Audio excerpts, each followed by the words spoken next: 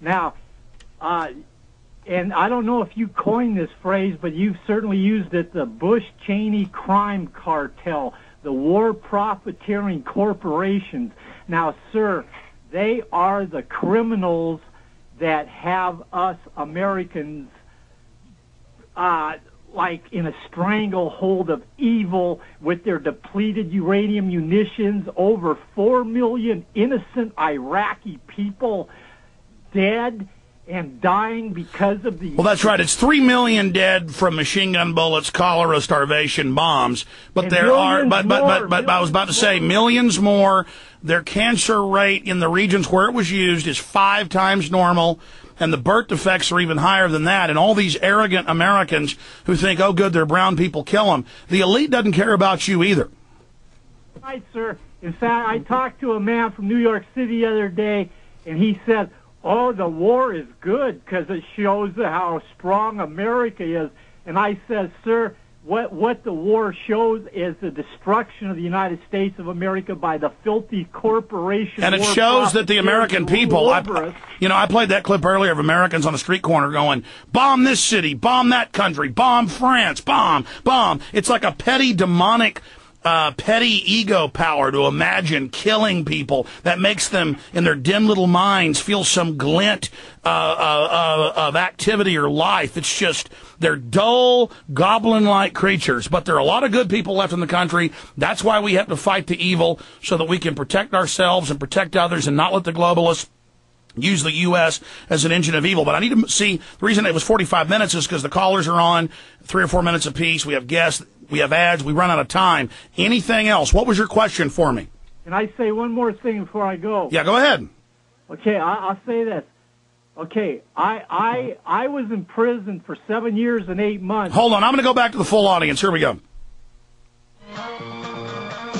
Okay, Turbo in California wants to make a comment with Bob Chapman. Go ahead, Turbo. You're on the air. Okay, sir, I was in prison here in California for 7 years and 8 months. I lost my land. I lost my right to own a firearm. I don't consider myself to be a criminal. You know who the criminals are? The criminals are all the way from the White House to their whorehouse, to their courthouse, to their jailhouse, and to their nut house, sir. I am not a criminal. I am not a criminal. I never hurt anybody. Well, you know, with DNA, sure, with the DNA, they found on average more than 30% of people were framed, and I appreciate your call. Bob, you know, I'm not bashing police individually, but there's no doubt their directive, you know, who commands them is bad. We just in Denver found out. And I did see the police act better there than anywhere else. But in the few times they arrested hundreds of protesters, the police went in and attacked other cops under orders, but the cops being attacked didn't know they were other cops, and it came out because cops blew the whistle. But this happens everywhere. And so how do I say, oh, yes, officers, I trust you so much. Everywhere I go at demonstrations, you attack cops to blame it on me, to attack the First Amendment. And, you know, they've caught more sheriffs, 2 or 3 of them the last month in Texas, bringing in drugs. They caught the Houston Crime Lab framing 4,000 plus people. I mean, from the top, they were ordering them to frame. And I see that everywhere across the country, and that's called tyranny. Bob Chapman, I mean, what do you do when you know a large percentage of your forces, police forces out there, are criminal from the top down? I mean, what do you do with a society like that, Bob? Well, at the moment, you can't do anything. But I think what's going to happen is they will extend their criminal activities, and the good ones won't participate. They'll quit, and the bad ones will go in league with whomever the military is that accompanies them, and they will become the jackbooted SS that is going to try to lord over us. And that's about the time then we're going to have to act to stop them. By the way, they announced and the governor didn't say this. The proposal is checkpoints to check insurance, driver's license. They are going to arrest and ticket citizens when they do pull over an illegal alien. They generally let them go, or they get a $50 fine. So they throw the book at citizens, but not at the illegal aliens, and that's on record. But they sell it that it's to stop the illegal aliens all over the country, but also right here in Texas, warrantless mass checkpoints. I mean, that's like third world dictatorships right there, Bob. It certainly is. In fact, I don't think in Soviet countries they even went that far. I mean, they had their Stasi and KGB and so on, but checkpoints only usually at borders, and they usually were minefields and barbed wire and other things to keep people from breaking out of their prison, so to speak. That's right. If we had a real border, it would have a minefield on it. Yes, that's a good point. But the influx that is coming in over our borders is slowing because there isn't any jobs to be filled, and the main reason people leave other countries is to make a better living, and so that's naturally going to slow down. But oh yeah, I don't blame the people that want to come here. The point is the globalists want them here to drive down wages, and also so there won't be a rebellion in Mexico that could bring in liberty. So see, any globalist policy is going to be bad for the average person. Hence, I'm against it. I couldn't agree with you more. In fact, let me just show the viewers. They won't believe me. I had it here in my stack. Let me just show the viewers out there that are watching on prisonplanet.tv. I'll find it during the next break. It was in the Houston Chronicle. It just said they're going to shut down roads. You may have to wait for hours. Everyone will be checked. Their papers will be checked. I mean, is that land of the free, home of the brave, Bob? Hardly. That is a police state. There's no question. Let's talk to Bob in California. You're on the air with Bob Chapman. Go ahead, Bob. Hello. Hi. How you doing? Good. Hey. You guys were talking about the police, and that was one of the things I was wanted to talk to you about more towards Alex. I think our police and our military are going to be needed for our own support. And I think criticism, as you said, a majority of them are corrupt.